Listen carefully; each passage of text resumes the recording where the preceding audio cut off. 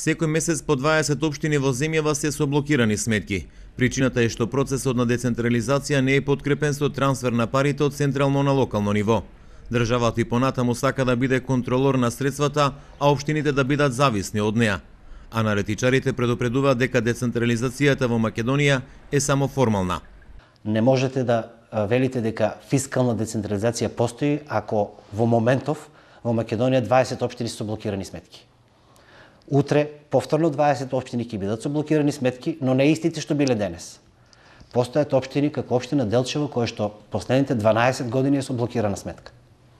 Постојат рурални општини кои што од своите буџети пуштаат само плата за вработените. Нема никакви други ингеренции. Преголема е зависноста од централниот буџет, генерално на сите од локални самоуправи во Македонија. Преголема е зависноста. Со ваквиот став не се согласуваат од Министерството за локална самоуправа.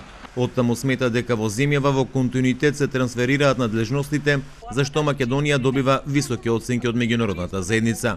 Значи континуирано согласно потребите определени ингеренции се спуштаат од државно ниво на локално ниво.